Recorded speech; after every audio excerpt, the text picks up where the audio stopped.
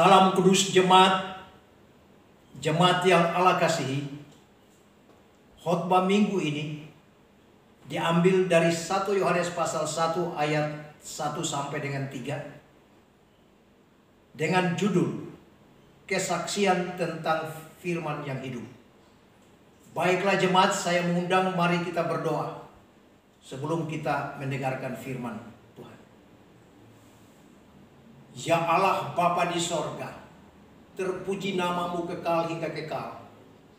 Bapa, dalam nama Yesus Tuhan Juru Selamat kami yang hidup, saat ini kami telah siap untuk mendengarkan firman. Mohon Roh Kudus membimbing kami ke dalam kebenaran firman Tuhan, supaya kami mengerti dan kami terapkan firman dalam hidup kami. Dalam nama Yesus kami jemaat-Mu yang kudus berdoa dan mengucap syukur pada Bapa di sorga. Amin. Kesaksian Rasul tentang firman hidup. Apa yang telah ada sejak semula, yang telah kami dengar, yang telah kami lihat dengan mata kami, yang telah kami saksikan, dan yang kami raba dengan tangan kami tentang firman hidup, itulah yang kami tuliskan kepada kamu.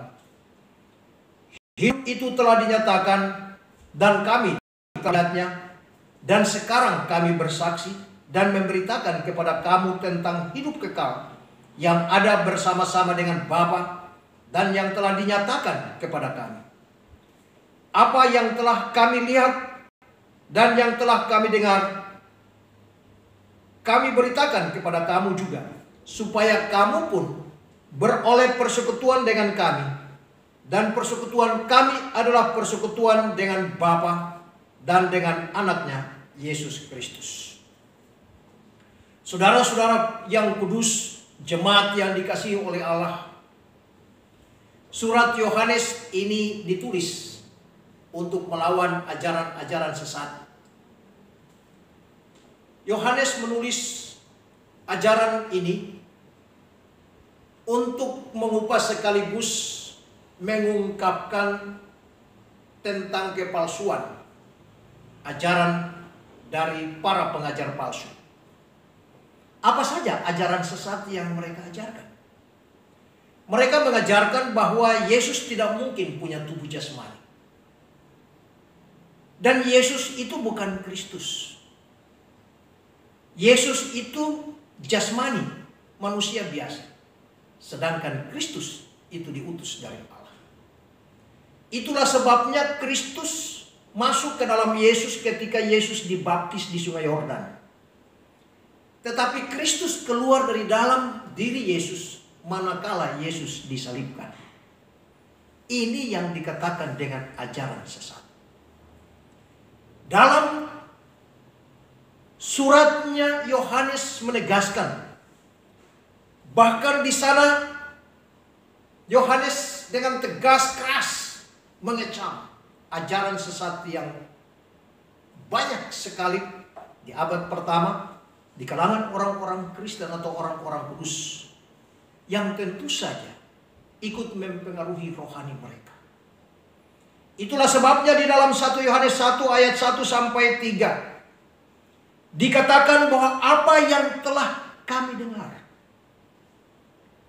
Di sini Yohanes mengatakan bahwa kita tidak mendengar rahasia-rahasia tersembunyi yang bersifat abstrak atau mistik, melainkan fakta dan kesaksian mata. Yohanes mengatakan bahwa Yesus bukan hantu. Yesus juga bukan tubuh jasmani semata-mata. Tapi Yesus adalah firman yang hidup. Itulah sebabnya Yohanes kembali menegaskan di dalam 1 Yohanes pasal 4 ayat yang ke-14. Yohanes mengatakan bahwa kami sudah melihat dan bersaksi bahwa Bapa telah mengutus Yesus datang ke dunia sebagai juru selamat untuk menyelamatkan manusia dari dosa. Itulah sebabnya surat ini ditulis sekaligus untuk membimbing jemaat ke dalam kebenaran oleh Roh Kudus. Bimbingan itu mengacu kepada dua hal penting. Yang pertama, supaya orang-orang kudus atau orang-orang Kristen jemaat Allah pada waktu itu, mereka harus menjunjung tinggi Kristus dan kemanusiaannya. Dan yang kedua, mereka harus menjunjung tinggi pribadi Kristus dan kematiannya yang menebus segala dosa dunia, termasuk dosa jemaat dan dosa saya. Saudara-saudara jemaat Allah yang dikasihinya, perlu kita ketahui bersama bahwa penyajian tulisan Yohanes, baik 1 Yohanes 1 sampai pada 1 Yohanes pasal 3, di sana tercatat ada tanda khas. 7 tanda khas dari orang yang telah dilahirkan kembali. Juga ada 7 alasan mengapa Yohanes menulis ini surat. Dan yang ketiga adalah 7 batu ujian yang menguji kemurnian iman daripada jemaat. Ketujuh, tanda khas dari kehidupan orang yang lahir kembali itu dicatat di dalam pasal 2 ayat yang ke-29. Di dalam pasal 3 ayat 9. Di dalam pasal 4 ayat yang ke-7. Di dalam pasal 5 ayat 1, 4 dan 18.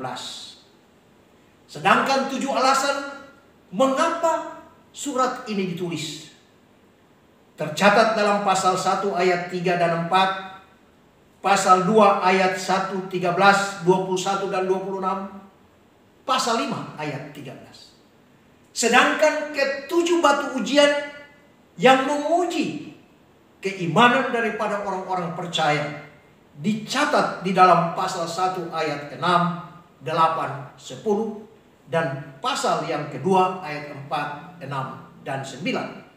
Dan pasal 4 ayat yang ke-20.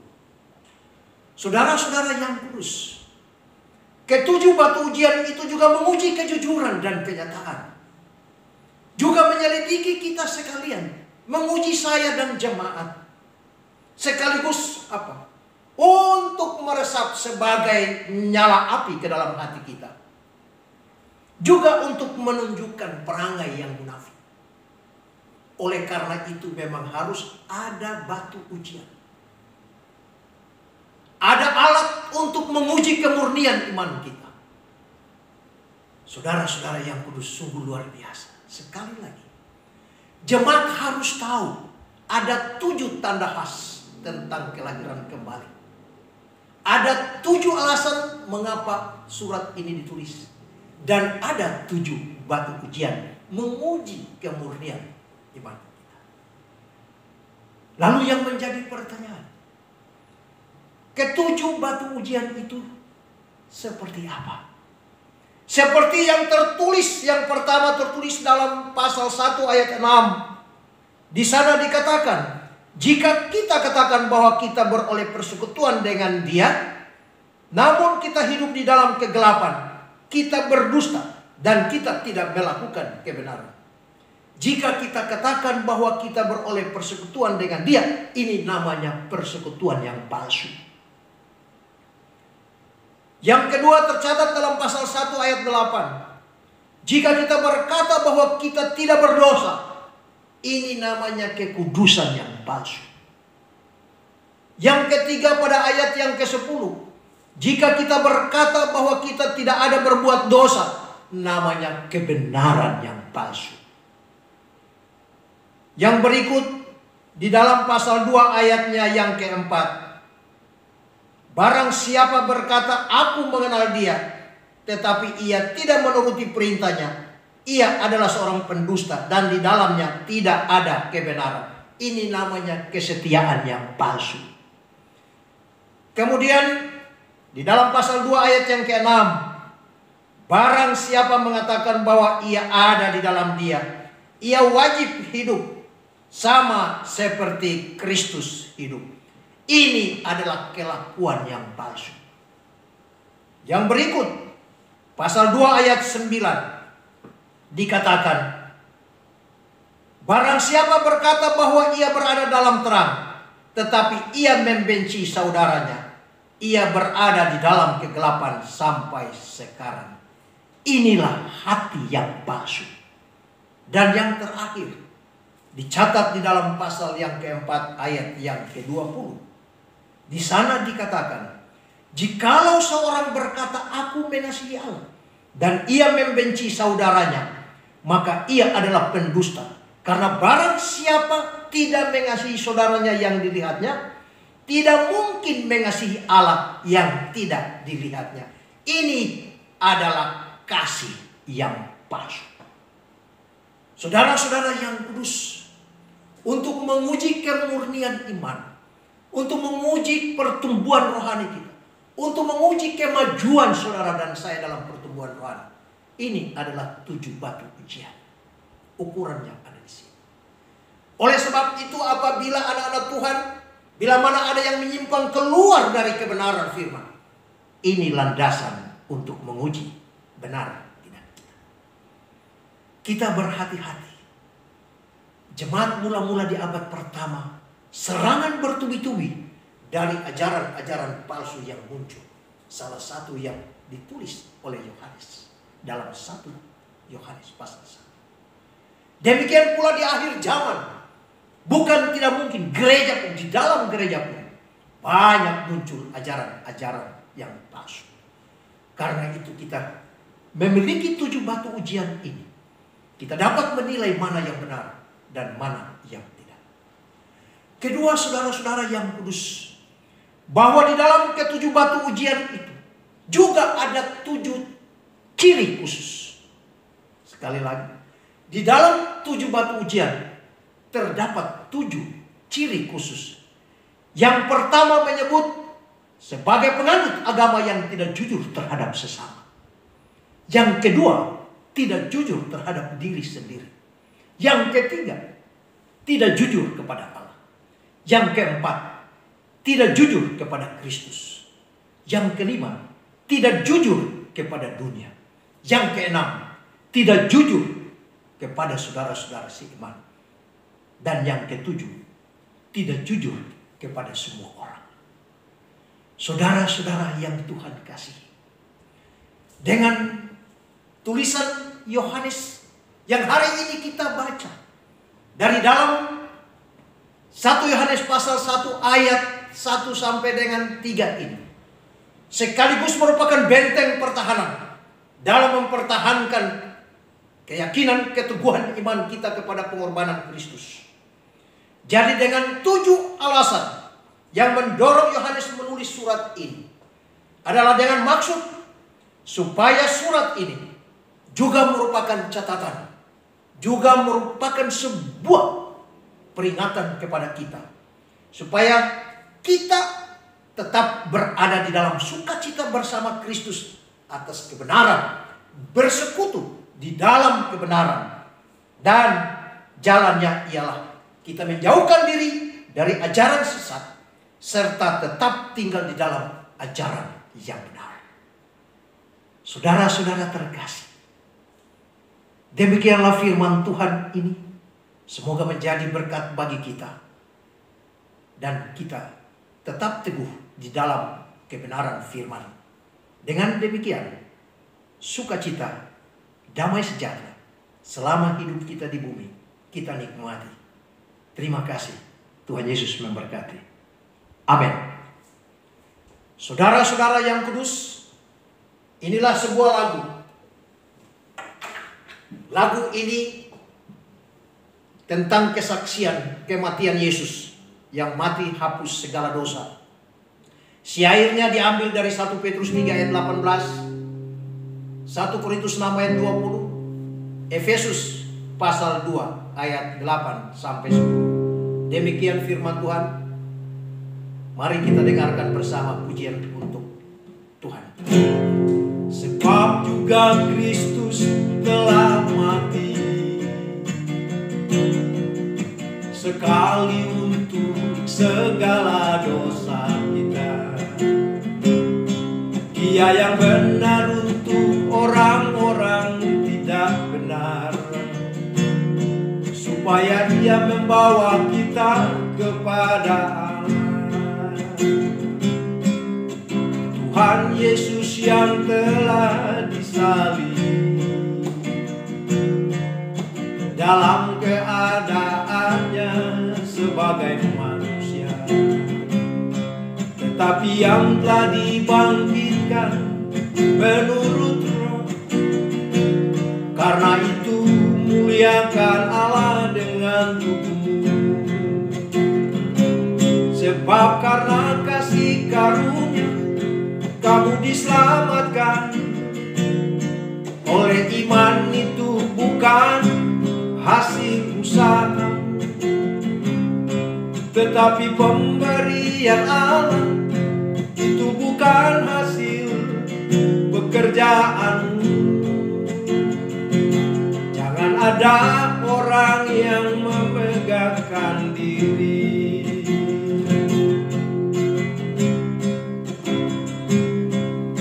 Karena kita ini buatan Allah,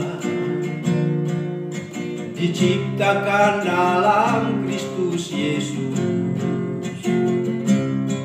untuk melakukan pekerjaan baik. Allah mau supaya kita hidup di dalamnya, sebab karena kasih karunia kamu diselamatkan. Oleh iman itu bukan hasil usaha, tetapi pemberian Allah. Itu bukan hasil pekerjaanmu. Jangan ada orang yang memegahkan diri.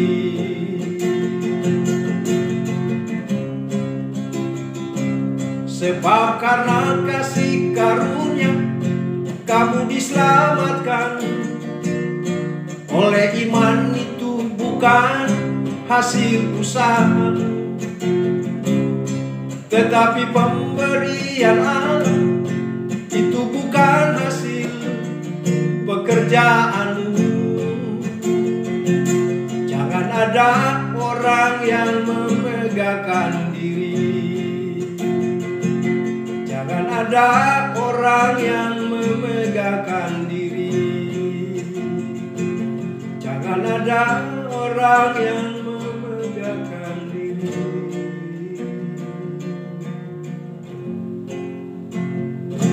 Terima kasih Tuhan Yesus.